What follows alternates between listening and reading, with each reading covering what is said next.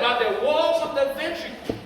When we have atrial wall, we are talking about what? The wall of the atrium. So you can now see that surrounding this wall, the myocardial cells are these special cells we talk about, the cardiac cells, which we call the myocytes. Myocytes.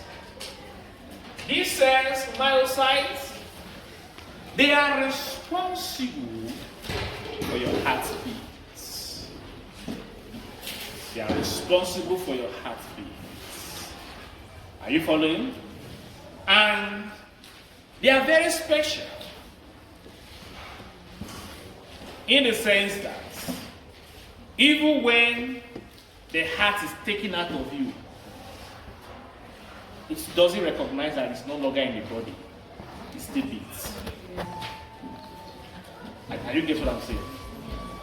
When the heart is harvested in an individual as an organ harvest, when you harvested the heart, you place it on a tray, what you are going to see, the heart is no longer in the body, but yet is working. It's beating. Why? Because the heart has an inherent ability, which we call the intrinsic factor, to create its beat without nervous control. Class, am I communicating? Yes. Without the brain. Except if you don't hear, you only have problem if you don't hear English, because I'm speaking the lowest English you can understand. When let me go to the level more, let me go more lower now, so that you get my explanation before I see what I want to say. Every organ in you, when they are cut off from the brain, how do they get cut off from the brain? Your brain is up here, but your brain has what we call cranial nerves. These cranial nerves, they are 12 pairs, which is 12 times 2, 24. They come all the way from your brain to control everything in your head, neck, thorax, abdominal. And what is in your head, neck, thorax, abdominal are organs. And that means every organs, that is why we always say nervous control, nerve control, innervation, which means this organ you are talking about, how does the brain controls it? What is the name of the nerve that controls it? Are you following now? Which you must know when you are discussing an organ or talking about an organ. And therefore, every organs in the body, when they are cut off from this control, nervous control, which means control coming from the brain, most do not survive. But the heart, being a special organ, can survive a longer time outside nervous control. What does it mean? It means that when the heart is removed and placed on a tray outside the body, the heart still functions as if nothing happened. It still functions as though it's still pumping, doing its pumping as though there is blood inside that is pumping to the body. Why? I go back to that word I say you should underline in your mind. Intrinsic. There is an intrinsic control, which means inside. There is something inside the heart that makes it function, that makes it rhythm. Rhythm means beats. That makes it carry out its rhythmicity or rhythmic contractility. But these muscles, myocytes, the cells in the walls, in the ventricular wall and in the atrial wall, to contract. And as they contract, the heart beats. Even when it's no longer in the body, the heart is beating. Are you following now? The heart is beating. And therefore, if you look at this, first, you must understand what we know as depolarization and repolarization, which we have learned, of course, during SER. During SER, we have learned it. That's how, you see now, I'm referring you back to what you have learned, because what you have learned is an addition, or supposed to be a bonus to you to know more. That means if you have problem not learning those things we've learned before, if you don't know them, then understanding forward will be difficult.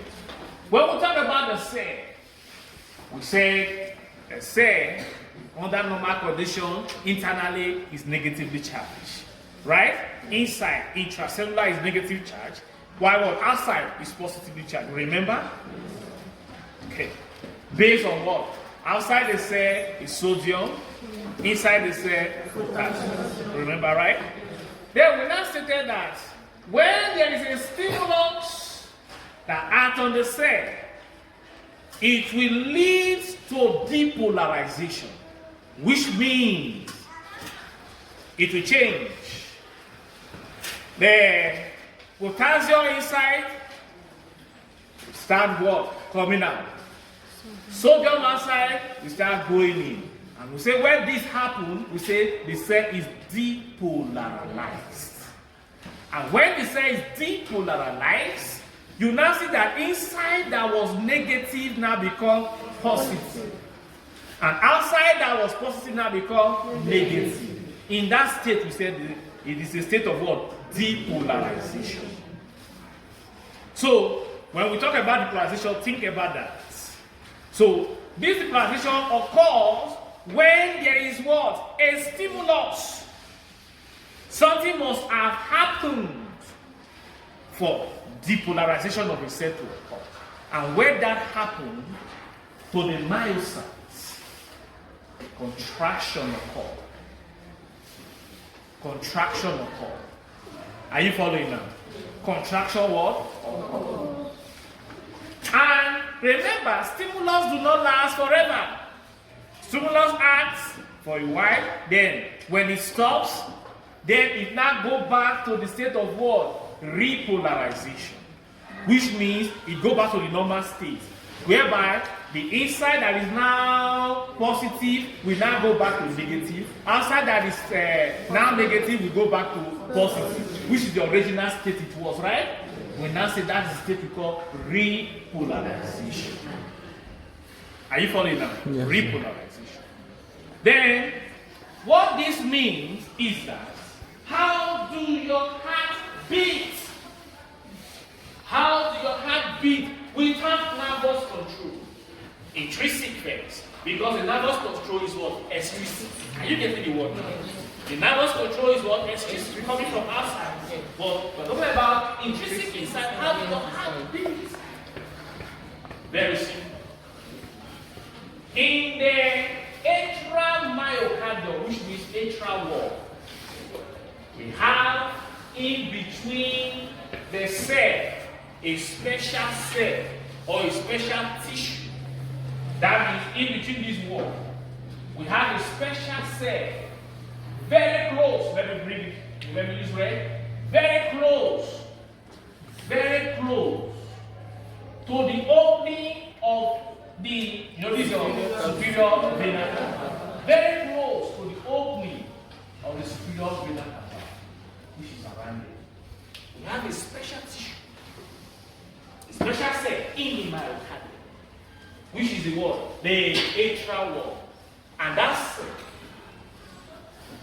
is what we call the SA node. SA means sino-atrial. Okay. Sino-atrial node. This cell, which we call the SA node, sino-atrial node, is called the peacemaker of the heart. The peacemaker of the heart. Why do we call it the peacemaker of the heart? It's called the peacemaker of the heart because it controls the inherent rhythmical contractility of the heart. in such a way that the heart beats, contracts in a coordinated manner. What does that mean? Please take a pause and look. What it means is that your heart is not just beating like, just dancing like this. Your heart beats equally, which means first, the upper chambers are called the atrium. Are you following now?